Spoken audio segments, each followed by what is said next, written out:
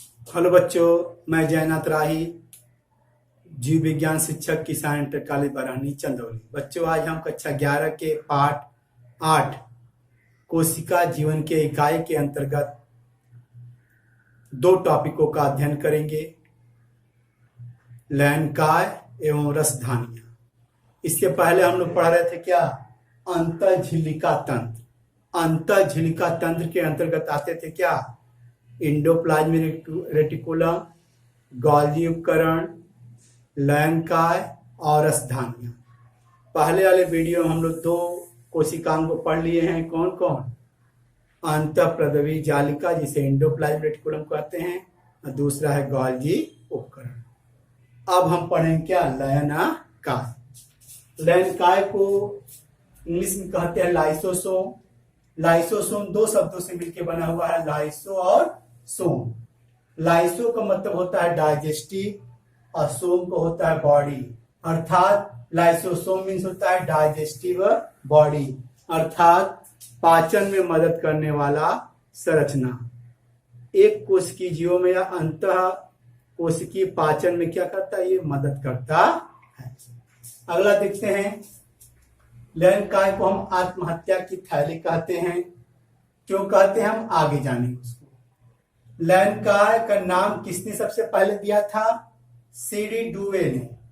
CD डुबे ने 1955 ईस्वी में सबसे पहले इसका नाम दिया था।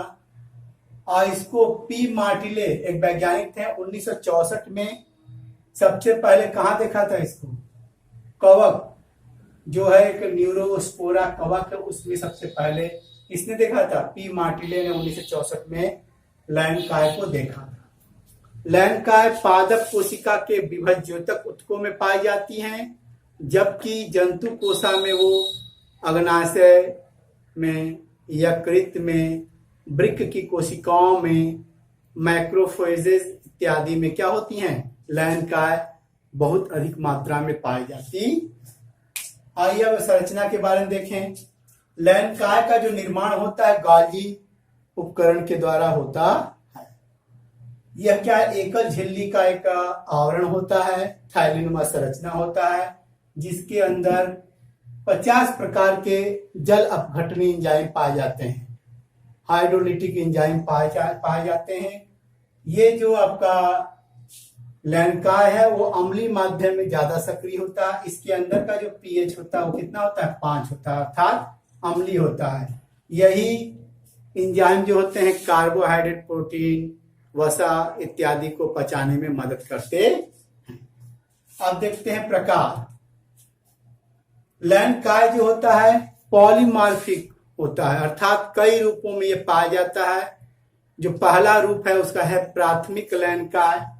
प्राथमिक लयनकाय का जो निर्माण होता है वो एंडोप्लाज्मिक रेटिकुलम एवं गोल्गी उपकरण के सहारे होता है, अर्थात इन्हीं से क्या होता है, प्राथमिक लयनकाय बनता है। प्राथमिक लयनकाय में जो एंजाइम अंदर पाए जाते हैं वो क्या होते हैं, निष्क्रिय अवस्था में पाए जाते हैं। ये मान लीजिए प्राथमिक लयनकाय है, इसके अंदर जो एंजाइम है वो निष्क्रिय है। कहां से इनका निर्माण होता है प्राथमिक लयनकाय का, एंडोप्लाज्मिक रेटिकुलम एवं गोल्गी उपकरण से। अब दूसरा है द्वितीयक लयनकाय। द्वितीय लयनकाय का निर्माण किससे होता है, प्राथमिक लयनकाय से होता है। जब कोई ठोस पदार्थ या तरल द्रव्य युक्त पदार्थ की संरचना, मान लीजिए ठोस वाली संरचना है तो इसको हम फेगोसोम बोलते हैं, यदि लिक्विड की संरचना है उसे पिनोसोम बोलते हैं। जब ये पदार्थ जाकर के प्राथमिक लयनकाय से मिलेंगे तब बनाते हैं क्या, द्वितीयक लयनकाय। द्वितीय लयनकाय पाचक या डाइजेस्टिव लयनकाय होता है, जो पदार्थों के पाचन में मदद करते हैं। तीसरा है अविशिष्ट अंग। जब पाचन की प्रक्रिया समाप्त हो जाती है तो बचे हुए जो इकाइयां होती हैं कोशा द्रव में चली जाती हैं, बचे हुए पदार्थ युक्त संरचना को हम बोलते हैं क्या, अविशिष्ट अंग, रेसिडुअल बॉडी बोलते हैं। और चौथा होता है स्वभोजिता रसधानी। ये जो रसधानियां होती हैं वो कोशिकाओं को नष्ट करने में, जो कोशिकांग ठीक ढंग से काम नहीं करते हैं या कोशिका ठीक ढंग से काम नहीं करते हैं, उनके कोशिकांगों को ये गलाते हैं। ये हो गया आपका क्या, चौथा रसधानी, जिसे बोलते हैं स्वभोजता रसधानी। अब आते हैं कार्य। सबसे पहला कार्य क्या है, यह अंतःकोश की पाचन में मदद करता है। जो द्वितीयक लयनकाय है अपने एंजाइम के सहारे क्या करता है, भोज्य पदार्थों को अर्थात वसा, कार्बोहाइड्रेट, प्रोटीन इत्यादि क्या करता है, पचाने में मदद करता है। नंबर 2 जो कार्य है स्वलयन। स्वलयन क्या, जब कोई रोगजनक कोशिकाएं होती हैं, जब कार्य करना ठीक से कार्य नहीं कर पाती हैं, तो सेल या लयनकाय जो होती है उसके पास जाकर के उनके कोशिकांगों क्या करते हैं, अपने एंजाइमों के द्वारा नष्ट कर देते हैं। अर्थात वो वष्ट कर जाता है, फट जाता है लयनकाय, और जितने भी कोशिकांग होते हैं कोशिका के अंदर वो खत्म हो जाते हैं। जब कोशिकांग नहीं रहता है तो सेल भी क्या हो जाएगा, समाप्त हो जाएगा, अर्थात मर जाएगी। इसी गुण की वजह से लयनकाय को हम क्या बोलते हैं, आत्महत्या की थैली। अब हम पढ़ेंगे क्या, रसधानी, जिसको हम वैक्यूल्स बोलते हैं। कोशिका द्रव्य में झिल्ली से घिरे हुए स्थान को, कोशिका द्रव्य में झिल्ली से घिरे हुए स्थान को हम बोलते हैं क्या, रसधानी या रिक्तिका कहते। इन रिक्तिकाओं में क्या होता है, आपका जल होता है, रस होता है, उत्सर्जी पदार्थ होते हैं, अन्य पदार्थ होते हैं जो कोशिका के लिए उपयोगी नहीं होते हैं। इन्हीं रिक्तिकाओं में क्या होता है, सुरक्षित रहता है, बंद रहता है। अब देखते हैं हम लोग प्रकार। नंबर 1 है कोशिका रसधानी, जिसको हम बोलते हैं सैप वैक्यूल्स। इस तरह के रसधानी के ऊपर एकल झिल्ली का आवरण होता है। उसी एकल झिल्ली के आवरण को हम बोलते हैं क्या, टोनोप्लास्ट। क्या बोलते हैं, टोनोप्लास्ट।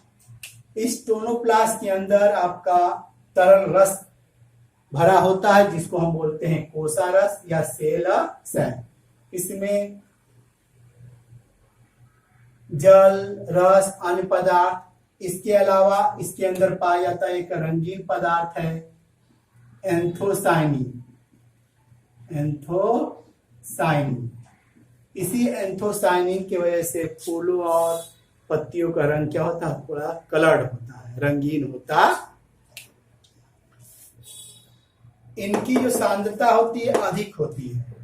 इस टोनोप्लास्ट से आयन पदार्थों का स्थानांतरण सांद्रता प्रवणता के विपरीत होता है। अर्थात कोसा से यदि कोई पदार्थ या आयन अंदर जाएंगे तो किस नियम के अनुसार जाएंगे, सांद्रता प्रवणता के विपरीत।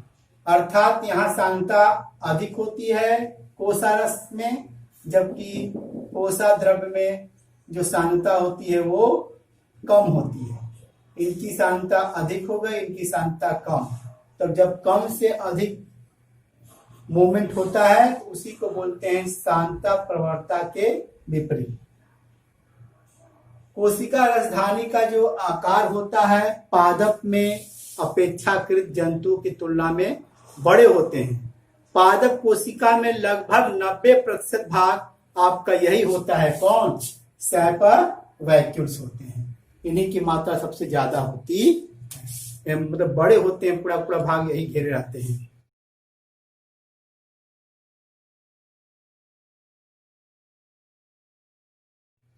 अब हम देखते हैं क्या, संकुचनशील रसधानी। संकुचनशील रसधानी को हम बोलते हैं कॉन्ट्रैक्टाइल वैक्यूल। इस तरह के जो वैक्यूल्स होते हैं वो परासरण नियमन अर्थात ऑस्मो रेगुलेशन में मदद करते हैं। इसका मतलब है शरीर के अंदर जब अतिरिक्त जल की मात्रा हो जाती है तो उस अतिरिक्त जल की मात्रा को संकुचित रिक्तिका के सहारे बाहर निकालते हैं, तो उसी प्रक्रिया को बोलते हैं क्या हम लोग, परासरण नियमन, ऑस्मो रेगुलेशन कहते हैं। इस तरह के रिक्तिकाएं किसमें पाई जाती हैं, अमीबा में, पैरामीशियम में पाई जाती हैं। परजीवी प्रोटोजोआ में संकुचनशील रिक्तिकाएं नहीं पाई जाती।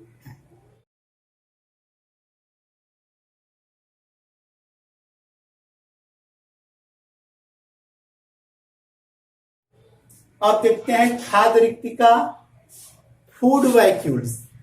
ये जो रिक्तिकाएं हैं या रसधानियां हैं वो भोज्य पदार्थों का संचय करती हैं पाचन के लिए। आइए देखते हैं, ये मान लीजिए कोई वैक्यूल से उसके अंदर यदि भोज्य पदार्थ अंदर चला जाता है तब इस रसधानी को हम बोलते हैं क्या, खाद्य रसधानी। यह आद्य जीवों में भोजन को निगलने के लिए मदद करता है, भोजन को पकड़ने के लिए मदद करता है। तब इसके अंदर पाचन की क्रिया संपन्न होती है। उसके बाद अपचित भोज्य पदार्थों को बाहर निकाल दिया जाता है। अपचा हुआ भोजन कोशिका द्रव में जाकर के आत्मसात कर लेता।